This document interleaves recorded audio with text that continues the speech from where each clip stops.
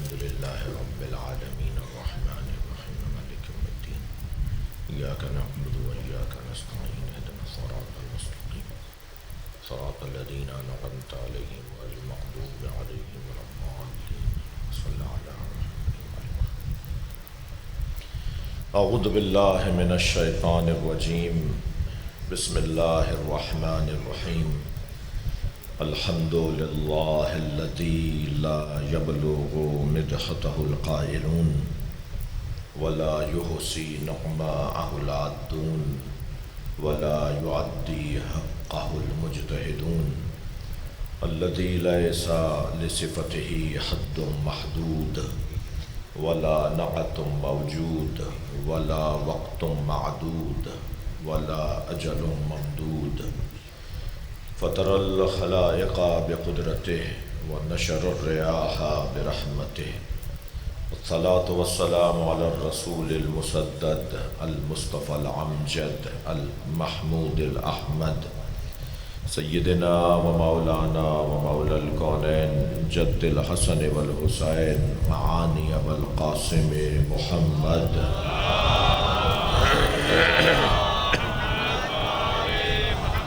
وآلہ الطیبین الطاہرین المعصومین الذین قال اللہ انما یرید اللہ لیذہب عنکم الرجس اہل البیت ویطہرکم تطہیرا.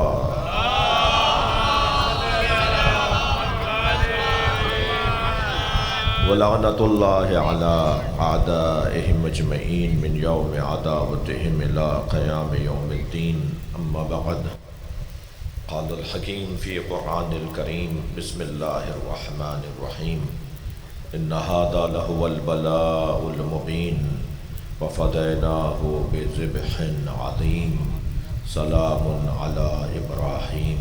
صلوات.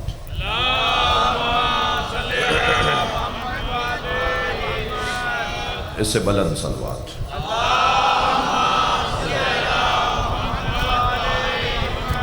میرا سنی شیعہ محترم مجمع بلند تر صلوات ہے.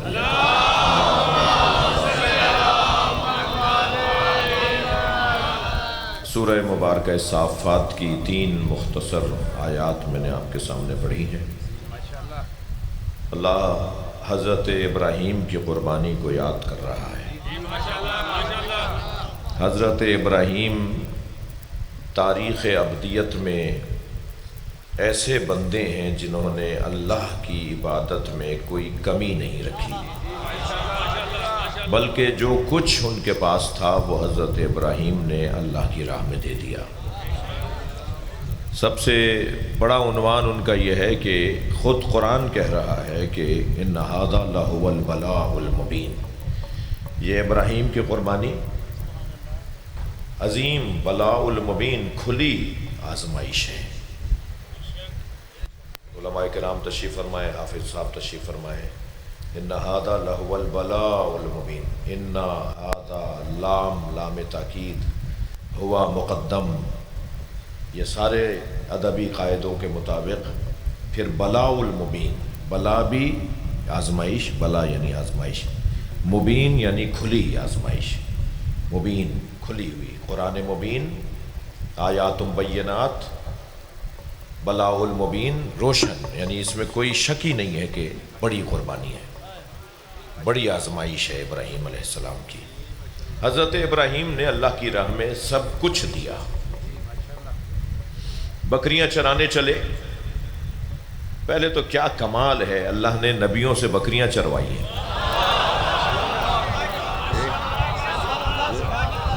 تاکہ مزدوری کرنے والا شرمندہ نہ ہو. کہ جب انبیاء کرام میں کام کرتے ہیں تو مجھے شرم کیوں آتی ہے ٹھیلا لگانے میں، مجھے پریشانی کیا ہے ہل چلانے میں. اور پھر یاد رہے کہ جانوروں کے ساتھ تعلق ہلکا پھلکا اپنا ضرور رکھیں، یہ سنت انبیاء ہے. جانوروں کو سنبھالنے والے کے اعصاب مضبوط ہوتے ہیں. سارا مسئلہ ہی اعصاب کا ہے بھائی. میدان جہاد میں جو تلوار چلانے جاتا ہے اس کی تلوار بڑی تیز دھار ہو، بازو بڑے موٹے موٹے ہوں، مگر اعصاب کمزور ہوں تو بھاگ آئے گا۔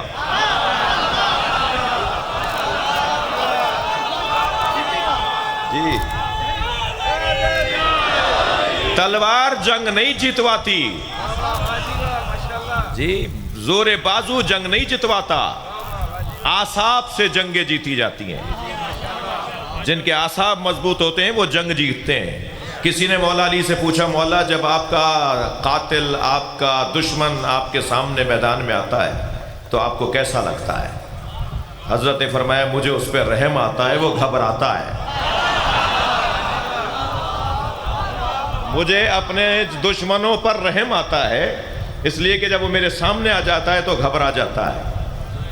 ایک دشمن کی تلوار ٹوٹ گئی، علی اسے کہتے ہیں جو نہتے پہ ہاتھ نہیں اٹھاتا۔ کمزوروں پر ہاتھ اٹھانے والا علی نہیں ہے، اور علی والا بھی علی کی خوشنودی میں کمزور پر ہاتھ نہیں اٹھاتا۔ دشمن کی تلوار ٹوٹ گئی، مولا کے ہاتھ میں ذوالفقار، مولا نے اپنی تلوار نیام میں رکھی، گھوڑا موڑا، جانے لگے۔ آواز آئی حبلی سیفک یا علی، یا علی اپنی تلوار مجھے دے دیں۔ میرے مولا نے ایک لمحہ نہیں لگایا، دلدل کا موڑا، تلوار نکالی، اس کی طرف پھینک دی۔ وہ تلوار جو ہوا میں اڑتی بھی آ رہی تھی اس نے جھپٹ کر پکڑی اور تیزی سے مولا کی طرف آنے لگا، مولا کی تلوار لے کر۔ لیکن جیسے جیسے قریب آتا جا رہا تھا، علی کے چہرے کا اطمینان اسے مار رہا تھا۔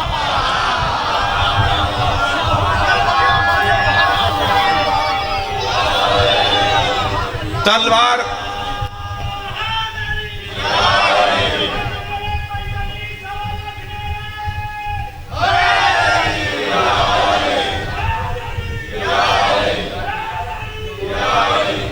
علی مولا کے قریب آ کر تلوار تان کر کہتا ہے، کوئی اپنے قاتل کو تلوار دیتا ہے؟ آپ نے اپنے قاتل کو اپنی تلوار دے دی۔ میرے مولا مسکرائے اور فرمایا پہلے قاتل تھا پھر سائل ہو گیا تھا۔ علی سے مانگنے والا خالی ہاتھ جاتا ہی نہیں ہے۔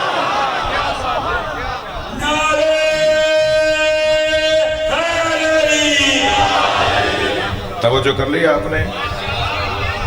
جنگیں اعصاب کی مضبوطی پر جیتی جاتی ہیں۔ جن کے اعصاب کمزور ہوں، ہم نے بڑے مرد دیکھے جو میدان سے بھاگ رہے تھے، اور ہم نے کچھ عورتیں بھی دیکھیں جو بھاگتے ہوئے مردوں کو بلا رہی تھیں۔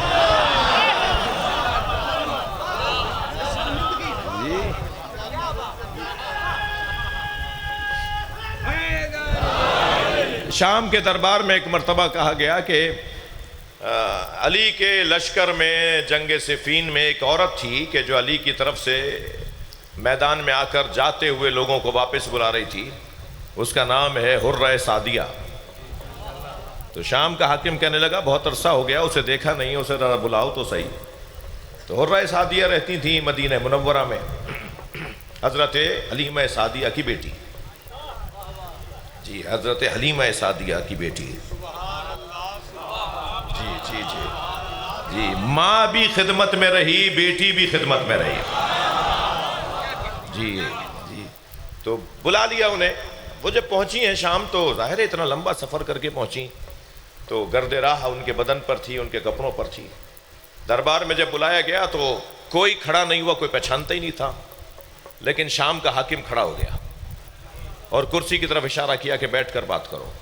تو ایک مرتبہ علی مولا کی محبت سے جو اعصاب مضبوط تھا، آواز دے کر کہنے لگی کہ میں یہاں آنے کی تو پابند تھی کہ تمہارے لوگ لے کر آئے، مگر میں اس دربار میں ایک لمحہ بھی بیٹھوں گی نہیں، میں بات کھڑے ہو کر کروں گی، مجھ سے کہو کیوں بلایا ہے۔ تو کہنے لگا کہ علی یاد آتے ہیں یا نہیں؟ لوگوں نے پوچھا یہ ہے کون؟ لوگ جو دربار میں بیٹھے تھے انہوں نے پوچھا یہ ہے کون؟ تو کہنے لگا تم نہیں جانتے مگر میں جانتا ہوں۔ جب صفین کے میدان میں علی کا لشکر مزمحل ہو رہا تھا تو اس نے ایک ٹیلے پہ کھڑے ہو کر خطاب کیا تھا، جس میں اس نے علی کے فضائل پڑھے تھے، اور علی کے ایسے فضائل پڑھے کہ جاتے ہوئے سپاہی واپس آ گئے تھے۔ کہنے لگا مجھے تو اب تک وہ جملے بھی یاد ہیں جو یہ بول رہی تھی، اور اس نے اتنی ہمت دلائی تھی جانے والوں کو صرف علی کے فضائل پڑھ کر۔ تو کہنے لگا اب کچھ فضائل کہو، علی کے بارے میں بتاؤ. تو حضرت حرہ سعدیہ نے 15 مسلسل پے در پے مولا کی شان میں آیتیں پڑھی. توجہ ہے حضرات کی، مولا علی کی شان میں مسلسل 15ویں آیت پر آواز آئی کوئی اور بات کرو. جی آواز آئی کوئی اور بات کرو. تو ایک مرتبہ جلال کی کیفیت میں کہا انہانی ان تلاوت القرآن، تم مجھے قرآن پڑھنے سے روک سکتے ہو؟ صلوات پڑھ لیں محمد و آل محمد. تو میں ان بچوں جوانوں سے میرے خطاب میں مقدس بھائی زیادہ تر جوانوں کی تعداد ہوتی ہے، یہ میرے لیے سرمایہ ہے. اکثریت جوانوں کی ہے، جو 2 4 5 مجھے بزرگ نظر آ رہے ہیں وہ بھی حب علی میں جوان ہیں. صحت و سلامتی علماء حق کا آواز بلند صلوات. میں انہیں ایک نصیحت کر کے میں دوبارہ حضرت ابراہیم کے اس اپنے مضمون کی طرف آؤں، اور بہت زیادہ طویل خطاب بھی نہیں ہے، نوحہ ہے، ماتمداری ہے. تو میں آپ کو ایک نصیحت کرنا چاہوں گا بچوں کو، جوانوں کو، اعصاب کو مضبوط کیسے کیا جائے. انسان اعصاب کی مضبوطی یعنی خود اعتمادی، دوسرا لفظ ایسے بول دیجئے آپ، خود اعتمادی، اپنے اوپر بھروسہ، اپنی صلاحیتوں پر اعتماد، اپنے آپ کو چھوٹا اور کم اور کمزور نہ سمجھنا، اپنے آپ کو طاقتور سمجھنا. یہ کیسے آئے گا؟ یہ جوہر کیسے ایجاد ہوگا؟ علماء اخلاق نے اس کے نسخے بتائے ہیں. یہ اخلاقی گفتگو ہے، یہ تربیتی گفتگو ہے مولانا. تو وہ کیسے ہمارے اندر خود اعتمادی بڑھے، اپنے اوپر اعتماد بڑھے، ہمارا اعصاب کیسے مضبوط ہوں، ان کے 8-10 نسخے علماء نے بتائے ہیں. میرا مضمون اس وقت میں نے جو سوچا ہے وہ یہ نہیں تھا، لیکن ایک نسخہ بتا دوں گا. جو شخص گناہ نہیں کرتا، جو شخص جرم نہیں کرتا، اللہ کا جرم، بندوں کا جرم، جو شخص جرم نہیں کرتا، گناہ نہیں کرتا، اس کے اندر اعتماد بڑھنے لگتا ہے. کمزور انسان وہ ہوتا ہے جو مجرم ہو. جو مجرم ہوتا ہے وہ کمزور ہوتا ہے، اور جو مجرم نہیں ہوتا وہ خود اعتماد ہوتا ہے، خود اپنے اوپر بھروسہ کرتا ہے. میں نے کسی کا کوئی گناہ ہی نہیں کیا تو میں اسے ڈروں کیوں؟ میں اپنی بات کو مضبوط کرنے کے لیے صرف ایک واقعے کی طرف اشارہ کروں گا. جب گزرنے لگا نا متوکل ایک رستے پر شکار کرنے جا رہا تھا، تو رستے میں بچے کھیل رہے تھے. ان کھیلتے ہوئے بچوں کے ساتھ میرے مولا امام محمد تقی کھڑے تھے. میرے مولا کھڑے ہوئے تھے، کھیل نہیں رہے تھے. یہ گھرانہ کھیلنے کو پیدا نہیں ہوا ہے. تھوڑا توجہ بڑھائیے گا، میں ایک مثال دینے جا رہا ہوں. میرے مولا کھڑے ہیں بچوں کے ساتھ، کھیلتے ہوئے بچوں کو دیکھ رہے ہیں. سواری آتے ہوئے دیکھا تو ایک مرتبہ سارے بچے بھاگ گئے، مگر میرے مولا تقی کھڑے رہے. جب اس نے دیکھا ایک اعتماد کے ساتھ بچہ کھڑا ہے تو گھوڑا روک لیا. کہنے لگا جب سب بھاگ گئے تو تم کیوں نہیں گئے؟ میرے مولا نے فرمایا رستہ تنگ نہیں تھا. سبحان اللہ. تھوڑا گردن ہلانا بھائی، بات جا رہی ہو تو. جی میں چاہوں گا کہ تھوڑا سا مجھے پتہ چلے کہ میری بات جا رہی ہے. سرائے کی پنجابی میں پڑھوں گا تو بگاڑوں گا، تو میں اپنی مجلس بگاڑنا نہیں چاہ رہا. سمجھ پوری لیتا ہوں، لیکن بولنے میں جوانی اور ادب کی ضرورت ہوتی ہے.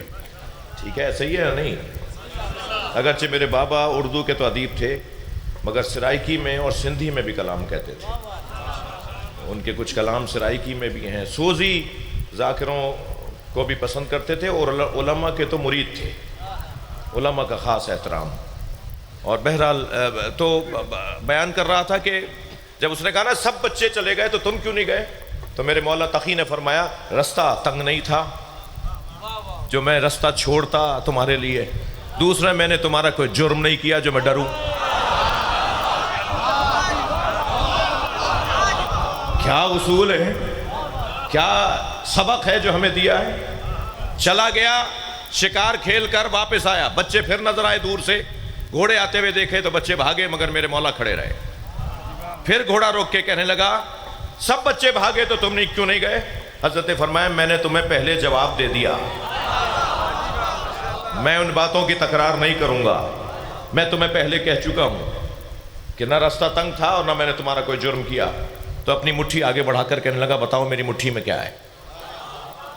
تو میرے مولا نے فرمایا میرے آباء و اجداد نے مجھے بتایا کہ بادشاہوں کا یہ طریقہ ہے کہ وہ شکار کے شوقین ہوتے ہیں اور وہ شکار کھیلنے جاتے ہیں اور اپنا باز فضا میں چھوڑتے ہیں اور باز سمندر سے مچھلی پکڑ کر لاتا ہے اور وہ اپنی مٹھی میں دبا کے اللہ کے ولیوں کا امتحان لیتے ہیں۔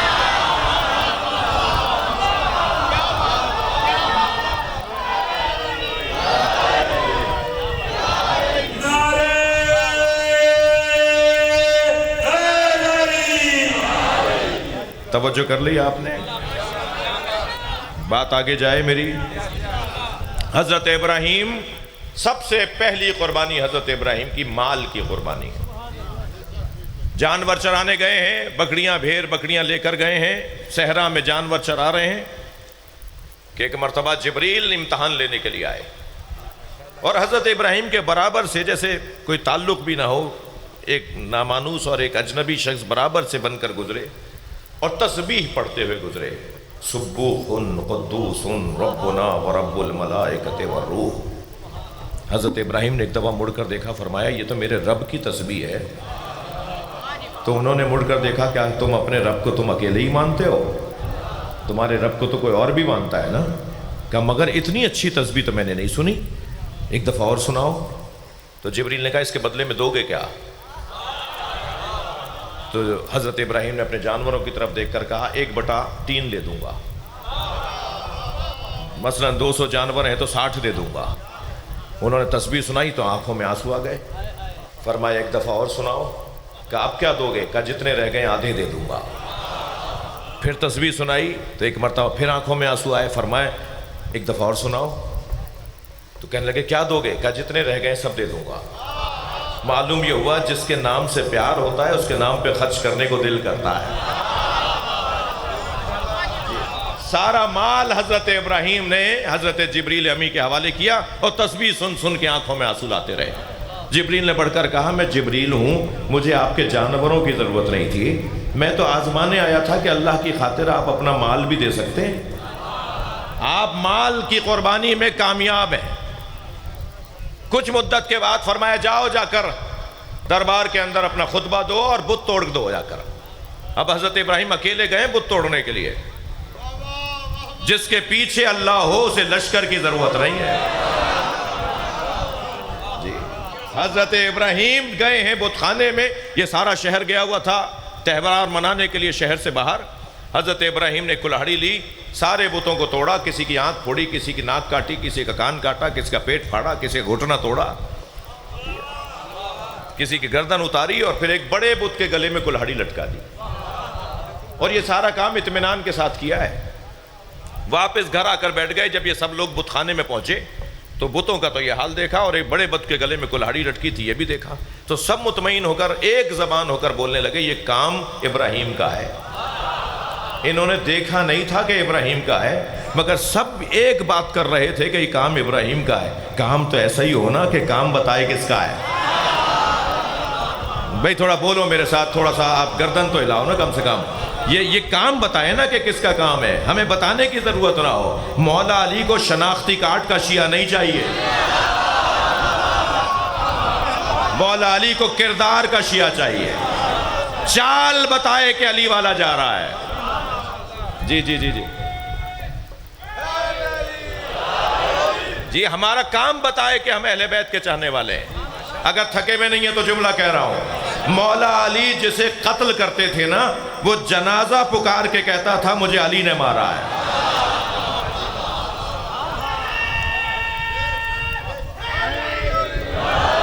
جب میرے مولا عمودی تلوار چلاتے تھے یا افقی تلوار چلاتے تھے، دونوں صورتوں میں دھڑ برابر کا کٹ کے گرتا تھا۔ علی کی ضربت میں عدالت ہے، جس کی ضربت میں عدالت ہو اس کی حکومت میں کیسی عدالت ہوگی؟ کام بتا رہا ہے۔ حضرت ابراہیم گئے ہیں، بت توڑ دیے، پکڑ کر لے آئے حضرت ابراہیم کو دربار میں، نمرود کا دربار ہے۔ ابراہیم تم نے کیا یہ کام؟ تو حضرت ابراہیم نے فرمایا اسی نے کیا ہوگا جس کے گلے میں کلہاڑی لٹکی ہے۔ تو کہنے لگے وہ تو ناک پہ بیٹھی مکھی نہیں جل سکتا۔ تو کہنے لگے، فرمانے لگے اگر وہ ناک پہ بیٹھی مکھی نہیں جل سکتا تو تمہارا خالق کیسے ہے، تمہارا رب کیسے ہے؟ ایک مرتبہ اندر سے حضرت ابراہیم نے ضمیروں کو بیدار کیا. توجہ چاہوں گا، تھکے ہوئے نہیں ہو تو مجھے اجازت دیں. عجیب بات ہے، حضرت ابراہیم بت خانے کے بت توڑ آئے، ان کے تو اپنے چچا کارخانہ بت سازی لگائے بیٹھے ہیں. حضرت ابراہیم کے سگے چچا آزر، جسے قرآن نے ان کا ابا کہا ہے جبکہ وہ ان کے بابا نہیں تھے، ان سے شفقت کرتے تھے اس لیے اب کہا ہے، ان کا کارخانہ تھا بت سازی کا. بھائی اپنے چچا کا کارخانہ بند کیوں نہیں کروایا؟ آپ نے جا کے بت خانے کے بت توڑ دیے، مرکز ان کا برباد کر دیا. آپ نے اپنے چچا کا کارخانہ جو بت سازی کا کارخانہ تھا وہ بند کیوں نہیں کروایا؟ وہ بتاؤں کیوں بند نہیں کروایا؟ اس لیے کہ اگر حضرت ابراہیم نے چچا کا کارخانہ بند کروایا ہوتا نا تو دوسرا کارخانہ بن جاتا.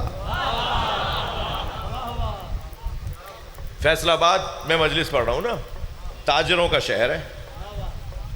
جیسا مارکیٹ کی طلب ہوتی ہے ایسی ہی فیکٹریاں چیزیں بناتی ہیں.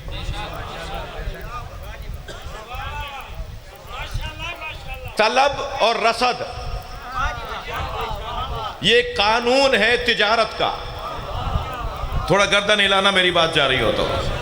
طلب اور رسد، معاشرہ جو چیز مانگتا ہے فیکٹریاں وہی بناتی ہیں. آپ معاشرے سے اس چیز کی خواہش، طلب، چاہت ختم کر دیں، فیکٹریاں اپنا مزاج بدل دیں گی. اور اگر معاشرے کی طلب باقی رہی تو فیکٹریوں کے بند کروانے کا کوئی فائدہ نہیں ہے. یہ فیکٹری بند ہوگی تو دوسری کھلے گی کیونکہ معاشرہ مانگ رہا ہے. حضرت ابراہیم نے اپنے چچا کا کارخانہ یوں بند نہیں کروایا کہ یہ کارخانہ بند ہوا تو ایک اور کارخانہ کھلے گا.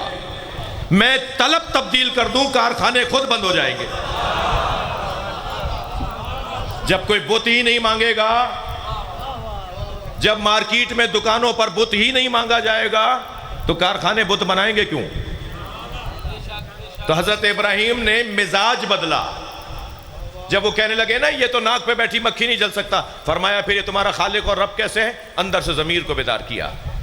انہوں نے مان تو لیا تھا کہ بت پرستی اچھی نہیں ہے، مگر بول نہیں پا رہے تھے. یہی تو ہماری جد و جہد ہے. تم علیون ولی اللہ مانتے ہو، بولتے نہیں ہو.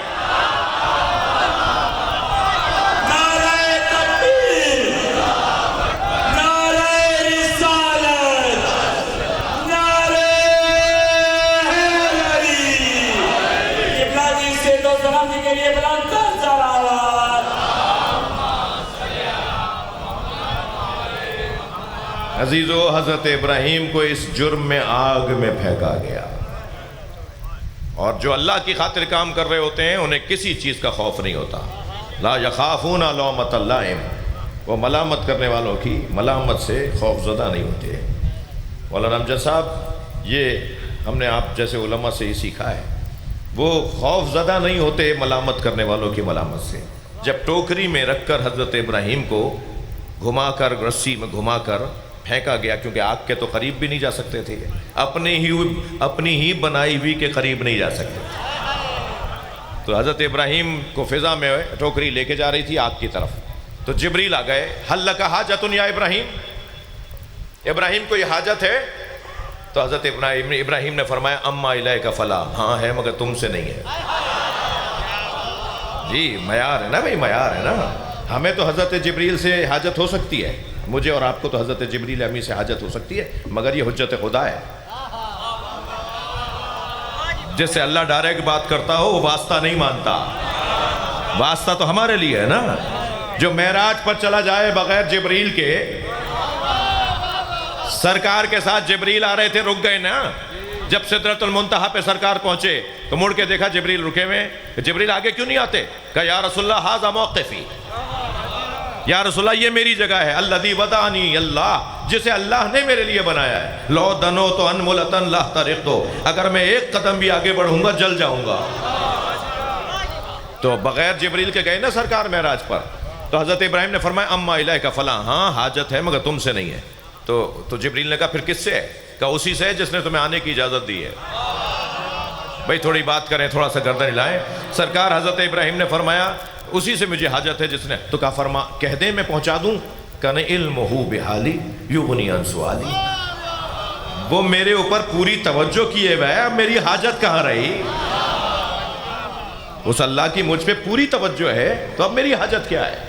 مجھے کوئی حاجت نہیں ہے اللہ سے، اللہ بس دیکھ رہا ہے یہی سوال، یہی میری حاجت تھی۔ اور جب آگ میں پہنچے تو آگ گلے گلزار ہو گئی، کیونکہ اللہ نے فرمایا یا نار کونی بردن و سلاما، آگ ٹھنڈی پڑ گئی، حضرت ابراہیم آگ میں، مگر ابراہیم کی جان بچی، جلے تو نہیں نا؟ مال وہاں واپس ہوا، جانور لیے تو نہیں نا اللہ نے؟ جان یہاں واپس ہوئی، جان لی تو نہیں اللہ نے؟ پھر تیسرا امتحان جسے بلاء المبین قرآن نے کہا ہے، وہ اپنے بچے کے گلے پہ چھری چلانا ہے۔ چلا دو اسماعیل کے، پوری طرح چھری چلائی انہوں نے، آنکھوں پہ پٹی باندھ کر چھری چلائی، بچے کے ہاتھ پیر باندھ کر چھری چلائی۔ چھری چلاتے تھے چھری الٹی ہو جاتی تھی، سیدھا رکھتے تھے پھر الٹی ہو جاتی تھی۔ جی حضرت ابراہیم نے چھری کو اٹھا کر آنکھوں سے پٹی ہٹائی، چھری کو دیکھ کر فرمایا میں تجھے سیدھا رکھتا ہوں تو الٹی کیوں ہو جاتی ہے؟ حجت خدا کسی پتھر لوہے سے درخت سے بات کرے، کسی مردے سے بات کرے اور وہ جواب نہ دے، یہ ممکن ہی نہیں ہے۔ ایک صاحب کہنے لگے آپ ذوالفقار کے فضائل پڑھ رہے تھے، میں نے کہا مولا علی کے ذوالفقار مولا علی سے باتیں کرتی تھی۔ وہ کہنے لگا یہ کیسے ممکن ہے کہ لوہا بات کرے؟ تو میں نے کہا بھائی تمہارا قصور نہیں ہے، جس معاشرے میں انسان کی بولی نہ سمجھتا ہو وہاں تم لوہے کی بولی کیسے سمجھو گے؟ ذوالفقار مولا علی سے باتیں کرتی تھی، جنگ میں بھی باتیں کرتی تھی، گھر آ کے سیدہ کو گزارش بھی سناتی تھی۔ بھائی تھوڑا سا فضائل پہ تو گردن ہلا دیا کرو۔ سیدہ کو ساری گزارش، جنگ کی ساری گزارش ذوالفقار سناتی تھی۔ اب وہ ذوالفقار اردو میں مؤنث ہے، ورنہ ذوالفقار عربی کا زبان ہے اور یہ مذکر ہے۔ یہ سنگین جملہ کہہ دوں، ایک دن مولا علی نے پوچھا کہ یہ ساری باتیں آپ کو کس نے بتائیں؟ تو سیدہ نے فرمایا میرے بھائی نے۔ آیت اللہ علی اکبر نہاوندی نے العبقری الاحسان کے اندر 10 جلدی کتاب جو امام زمانہ پر لکھی ہے، اس کے اندر ایک جلد کا ایک حصہ انہوں نے قرار دیا ہے کہ امام کیا کیا تبرکات واپس لائیں گے۔ وہ جو چیزیں امام زمانہ لائیں گے ان میں سے ایک ذوالفقار بھی ہے۔ جی مردوں والی جنگ ہوگی بھائی، گھر میں بٹن بیٹھ کے تم شہر تباہ کرتے ہو، تم بٹن دبا کے شہر تباہ کرتے ہو، سامنے آ کے بات کرو۔ جی تلوار کی جنگ ہوگی، گھوڑے پر بات ہوگی، جدید ترین دور ہوگا مگر جنگ تلوار کی ہوگی، اس لیے کہ جو ایک ٹھنڈے کمرے میں بیٹھ کے بٹن دبا کے پورا شہر تباہ کر دے وہ بزدل ہے۔ مرد ہو تو سامنے آ کر بات کرو۔ مولا ذوالفقار لے کر آئیں گے تو اس کے اندر انہوں نے یہ روایت لکھی ہے کہ سیدہ نے فرمایا میرا بھائی مجھے بتاتا ہے۔ تو مولا نے فرمایا آپ کا بھائی کون ہے؟ فرمایا ذوالفقار۔ سبحان اللہ، مگر آپ تھک گئے آپ۔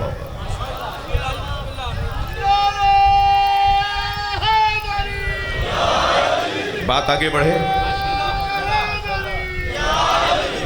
نہیں، نعرے کا جواب اچھا ہی نہیں رہا۔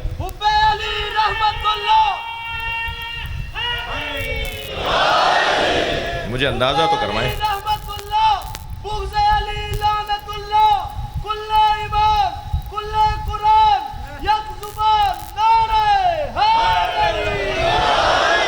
ماشاءاللہ۔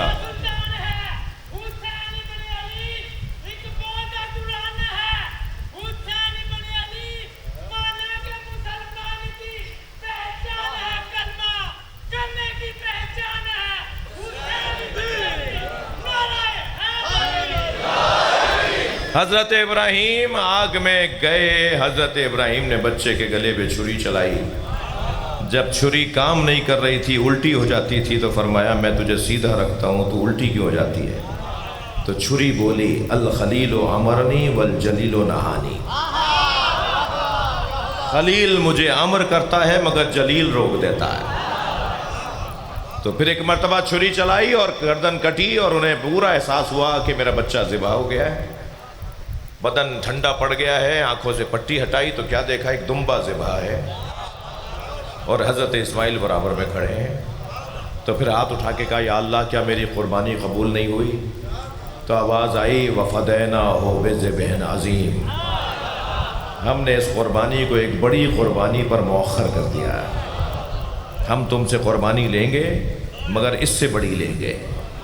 تم نے امتحان پاس کیا ہے مثلاً 8ویں کا، ہمیں تم سے 10ویں کا، ہمیں تم سے آخری گریڈ، جو گریڈ ہوتا ہے تعلیم کی، جو آخری منزلیں ہوتی ہیں، ہمیں تم سے وہ امتحان لینا ہے۔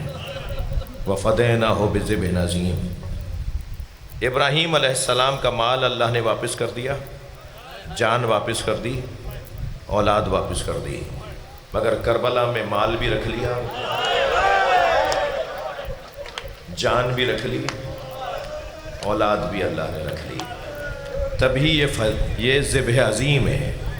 علامہ اقبال کہتے ہیں اللہ اللہ بائے بسم اللہ پدر، مانی ذبح عظیم آمد پسر۔ علامہ اقبال کہتے ہیں جو قرآن میں ذبح عظیم کا لفظ ہے، یہ پسر ہیں علی کے حسین۔ یہ جو اللہ نے حضرت ابراہیم سے کہا، انہی کی نسل سے قربانی لی ہے نا، انہی کے بچوں سے قربانی لی نا اللہ نے، سب کچھ رکھ لیا اللہ نے امام حسین کا۔ عزیزو، جنازے تو مولا نے بہت اٹھائے، مگر 4 جنازوں پہ حسین بہت روئے۔ جس جنازے پہ مولا بہت روئے ہیں، آنکھوں میں آنسو آتے تھے، زبان پہ شکر کے کلمات، زبان پہ تسبیح، آنکھوں میں آنسو۔ وہ جس لاشے پہ بہت روئے، پہلا لاشا حضرت قاسم کا لاشا، پامال بھتیجے کا لاشا، اٹھا کر کیسے لائے ہیں یہ حسین ہی بتائیں گے، مولا کے علاوہ کوئی نہیں بتا سکتا کہ ان پہ کیا گزر رہی تھی۔ دوسرا لاشا جس پر امام بہت روئے، وہ لاشا عباس کا لاشا، کٹے ہوئے بازو اٹھائے، اپنے بھائی کے لاشے پہ پہنچ کر آنکھ سے تیر نکالا، وصیتیں کی، وصیتیں سنی۔ یہ دوسرا لاشا۔ تیسرے لاشے کا نام سنیں گے، وہ ہے علی اکبر کا لاشا۔ اس پر امام حسین کبھی زمین پہ بیٹھتے تھے، کبھی زمین سے اٹھتے تھے۔ بچے کا لاشا حسین اٹھا تو رہے تھے، مگر کیسے اٹھاتے کہ برابر سے ایک بی بی کی آواز آئی۔ اب جو مڑ کر دیکھا تو جناب زینب کھڑی تھی۔ فرمایا بھائی اس کا لاشا زینب اٹھائے گی۔ اجرکم اللہ، اجرکم اللہ۔ کربلا میں واحد لاشا ہے حضرت علی اکبر کا جو جناب زینب نے بھائی کے ساتھ اٹھوایا ہے۔ آپ کی آنکھوں میں آنسو آ گئے۔ چوتھے لاشے کا نام بتاؤں؟ وہ چوتھا لاشا جس پہ مولا کی آنکھوں سے آنسو رکتے نہیں تھے، وہ چھوٹا بہت تھا، مگر حسین مولا سے اٹھتا نہیں تھا۔ کبھی آگے جاتے تھے انا للہ، کبھی الٹے پیر واپس آتے تھے رضن بقضائہ و تسلیما لامرہ۔ وہ علی اصغر کا لاشا، سلام ہو اس ماں پر جس نے اپنے بچے کو اجلا سا کرتا پہنا کر امام حسین کی گود میں دے دیا۔ مجھ سے ایک ہندوستان کے میرے دوست کہہ رہے تھے، ہندوستان بنارس کے رہنے والے میرے ایک دوست مجھ سے کہہ رہے تھے کہ ان کے امام بارگاہ سے عاشور کے دن تعزیے کا جلوس نکل کر بنارس کی کربلا میں جا کے ختم ہوتا ہے۔ کہنے لگے جلوس نکلا تو ہم 4-5 دوست اس رستے پہ آگے چلے گئے جہاں سے جلوس کو گزرنا تھا، جلوس آنا تھا۔ کہتے ہیں ہم آگے گئے تو ایک چوک پر ہزاروں کی تعداد میں ہندو عورتیں کھڑی تھیں۔ کہنے لگے جب ہم قریب گئے تو ایک اور بات نظر آئی کہ ہر گود میں دودھ پیتا بچہ ہے۔ کہتے ہیں جب ہم برابر سے گزرے تو ایک عورت کی آواز آئی بھائی مسلمان لگتے ہو؟ تو میں نے کہا ہاں ہاں مسلمان ہیں۔ کہنے لگی مسلمان ہو تو بتاؤ بابا حسین کا جلوس کب آئے گا؟ تو مولانا کہتے ہیں میں نے ان سے کہا تمہیں بابا حسین کے جلوس کا انتظار کیوں ہے؟ کہنے لگی تمہیں نہیں پتا آج حسین کا بچہ بھوکا مارا گیا۔ آج ہم اپنے بچوں کو دودھ نہیں پلاتے جب تک تعزیہ دفنا نہ دیا جائے۔ سلام ہو جناب رباب پر جن کے بچے کو بھوکا مار دیا گیا۔ بہت گریہ ہو گیا، مجلس میرے حصے کی ہو گئی۔ عزادارو آخر میں اب حسین تنہا رہ گئے۔ خیموں میں آ کر بیویوں سے رخصت لی، باہر آ کر گھوڑے کے قریب آئے تو یاد آئے عباس کہ جب بھی میں گھوڑے پر بیٹھتا تھا عباس لگام پکڑ کر زین پکڑ کر مجھے بٹھاتے تھے۔ علی اکبر دوڑے ہوئے آتے تھے، بابا جا رہے ہیں۔ ایک مرتبہ دائیں اور بائیں دیکھا جیسے علی اکبر ابھی آ رہے ہیں، عباس ابھی آ رہے ہیں کہ جناب زینب کو در خیمہ سے اندازہ ہوا بھائی کو عباس یاد آ گئے، تو آگے بڑھ کر گھوڑے کی لگام پکڑی، میری بیوی نے زین سنبھالا اور آواز دے کر کہا ابھی زینب زندہ ہے، اجرکم اللہ اجرکم اللہ۔ جناب زینب کو امام حسین کو جناب زینب نے سوار کیا اور اب چلنا چاہتے ہیں کہ گھوڑا قدم نہیں اٹھا رہا، تو فرمایا تو نے کبھی میرے حکم سے سرتابی نہیں کی؟ تو گھوڑے نے اشارہ کیا، اب جو دیکھا تو ذوالجناح کے پیر سکینہ پکڑے بیٹھے اور بار بار کہہ رہی ہیں میرے بابا کے گھوڑے، میرے بابا کو نہ لے جا۔ میرے مولا گھوڑے سے اترے، پھر سکینہ کو سینے سے لگایا اور پھر بچی سے رخصت لی اور پھر گھوڑے پہ بیٹھ کے روانہ ہوئے۔ اور جب میدان کربلا میں پہنچے تو میں سرا قلب لشکر، صورت لشکر، عقب لشکر، چاروں دستوں کو امام حسین نے مخلوط کرنا شروع کر دیا۔ میرے مولا حسین کی جنگ کی جو حکمت عملی تھی وہ یہ تھی کہ پہلے حضرت نے پورے لشکر کو مخلوط کر دیا، وہ جو لباس علیحدہ تھے، وہ جو حلیہ علیحدہ تھے، وہ سب امام نے مخلوط کر دیے۔ اور اتنا جلال تھا امام حسین کا کہ جہاں گھوڑا موڑتے تھے فوجیں بھاگنے لگتی تھی۔ بھاگتا ہوا سپاہی کہتا تھا حسین سے بچو، آج حسین نہیں ہے، ہماری موت آ گئی ہے۔ ایک مسافر ہے جو 6 مہینے کے بعد کوفے میں داخل ہوا، جب کوفہ پہنچا تو کیا دیکھا؟ دکانیں بند ہیں، بازار بند ہیں، کوئی مرد نظر نہیں آ رہا، کوئی چہل پہل نہیں ہے۔ سوچتا ہوا گھر میں داخل ہوا تو بیٹی نے استقبال کیا۔ بیٹی سے پوچھا بیٹا یہ بتاؤ کوفے والے کہاں چلے گئے؟ کہنے لگی بابا کچھ فاصلے پر کرب و بلا کا بیابان ہے، وہاں ایک باغی نے خروج کیا ہے۔ حاکم کا اعلان یہ ہے کہ کوئی کوفے میں باقی نہ رہے مگر یہ اس باغی کو مارنے جائے، بابا جلدی چلے جائیے کہیں مخبری نہ ہو جائے۔ عبداللہ کہتا ہے میں نے دوبارہ گھوڑا تیار کیا، گھوڑے پہ بیٹھ کے روانہ ہو رہا تھا کہ بیٹی نے دروازہ کھولتے ہوئے مجھے رخصت کیا اور کہا بابا آپ جنگ پر جا رہے ہیں اور جنگوں میں مال غنیمت بھی ملتا ہے، مال غنیمت میں اگر یمنی پتھر مل جائے تو میرے لیے لے آئیے، میں گلے کا ہار بنانا چاہتی ہوں، میں اپنے زیورات بنانا چاہتی ہوں۔ عبداللہ کہتا ہے میں کوفے سے نکلا، جب کربلا پہنچا تو عاشور کا دن تھا، عصر کا وقت تھا، میں نے عجیب منظر دیکھا، ایک 56 سالہ بوڑھا زخمی ہے جس کا امامہ کھل کے اس کی گردن میں آ گیا ہے، مگر وہ میدان میں ہزاروں کے لشکر سے لڑ رہا ہے۔ اس کا جلال ایسا ہے کہ سپاہی بھاگتے نظر آتے ہیں، ایک دوسرے سے کہتے ہیں کہ حسین اس طرف سے آ رہے ہیں، یہ اس طرف بھاگتے ہیں، پھر ادھر جانے والوں کو حسین وہاں سے نظر آتے ہیں، یہ حسین سے بچ کر جاتے ہیں تو سامنے سے حسین نظر آتے ہیں۔ اس کیفیت کی جنگ ہو رہی ہے۔ عبداللہ کہتا ہے مجھے سمجھ میں نہیں آیا کون ہے جو ایک ہے مگر ہزاروں پر غالب ہے اور اتنے زیادہ لوگ اسے مارنے میں ناکام ہیں۔ تو کہتا ہے میں نے اپنا گھوڑا ان کے گھوڑے کے پیچھے لگایا، بہت قریب آنے کے بعد میں نے تلوار نکالنا چاہی اور ارادہ کیا کہ میں ان پہ حملہ کر کے جنگ کو ختم کر دوں، تو جیسے ہی میں نے تلوار نکالی تو انہوں نے مڑ کر مجھے دیکھا اور کہا عبداللہ قریب آؤ، عبداللہ قریب آؤ۔ عبداللہ کہتا ہے میرے ہاتھ پیر کانپنے لگے، یہ میرے نام سے مجھے کیسے جانتے ہیں؟ میں گھبرا کے رکا تو پھر آواز آئی عبداللہ قریب آؤ۔ میں قریب نہیں جا رہا تھا تو انہوں نے انگوٹھی اتاری اور کہا یہ عقیق یمنی ہے، اپنی بیٹی کو جا کے دینا اور بتانا میں باغی نہیں ہوں، میں مصطفیٰ کا نواسہ حسین، اجرکم اللہ اجرکم اللہ۔ عبداللہ کہتا ہے میں قریب آ گیا، مولا مجھے حکم کریں۔ فرمایا واپس چلے جاؤ، واپس چلے جاؤ۔ کہنے لگا مولا میں آپ کو چھوڑ کر کیسے چلا جاؤں؟ کہ کچھ دن بعد میری زینب آئے گی، اسے کچھ چادریں لا کے دے دینا۔ مجلس ہو گئی عزادارو، بس ایک منزل اور آگے آ جائیے۔ میرے مولا کربلا کے میدان میں کہیں سے تیر آیا، کہیں سے بہلا آیا، کہیں سے برچھی لگائی گئی، کسی کے پاس کچھ نہ تھا تو پتھر مار رہا تھا۔ حسین مولا کی پیشانی پر پتھر لگا، امام نے اپنے دامن سے پتھر کا خون پیشانی کا خون صاف کرنا چاہا تو سینے میں تیر آ کے لگا۔ اب حسین سے بیٹھا نہیں گیا، گھوڑے پہ ڈگمگانے لگے۔ ایک مرتبہ گھوڑے نے گھٹنے ٹیکے، امام زین سے زمین کی طرف آئے۔ پسر سعد نے آواز دی خبردار کوئی ذوالجناح کو تیر نہ مارے، میں نے بچپن میں نبی کو اس پہ بیٹھے دیکھا ہے۔ میں کہتا ہوں اسی جملے پہ ہم چیخیں مار کے روتے رہے، اس کو نبی کی سواری یاد رہی مگر اسے نبی کا سوار یاد نہیں آیا۔ کوئی ذوالجناح کو تیر نہ مارے، جاؤ اسے پکڑ کے لاؤ، میں تبرک کے طور پہ رکھوں گا۔ 80 سپاہیوں کو ذوالجناح نے زخمی کیا، کسی کے قابو میں نہیں آ رہا تھا۔ پھر کسی نے پوچھا، بس آخری جملے، پھر کسی نے پوچھا کہ کیوں نہیں ہاتھ میں آ رہا؟ کہ بفرا ہوا ہے، کبھی لات مارتا ہے، کبھی ہاتھ مارتا ہے۔ جب سپاہی پیچھے ہٹے نا تو اس نے دائیں بائیں دیکھنا شروع کیا، اسے اندازہ ہوا حسین سے دور ہو گیا ہے، تو دوڑا اسی طرف جہاں حسین کو اتارا تھا، مگر عزادارو ذوالجناح کو آنے میں دیر ہو گئی تھی، امام کی گردن کو کاٹا جا چکا تھا۔ تکلف کر کے نہ روئیں گے، میں بس 2 جملے کہہ رہا ہوں، جن کے مذہب میں رونا جائز ہے وہ آوازوں کو اپنی آزاد کریں گے۔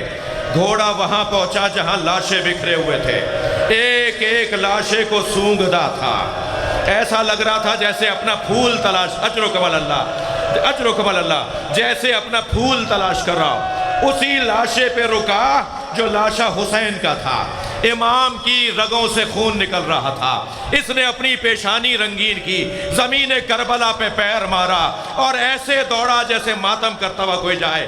سکینہ کے خیمے پہ پہنچا، بی بی نے گھوڑے کے سر پہ ہاتھ رکھا، ایک ہی سوال کیا، اے میرے بابا کے گھوڑے مجھے اتنا بتا دے، تو نے دیکھا میرے بابا کو پانی پلا کروا رہا؟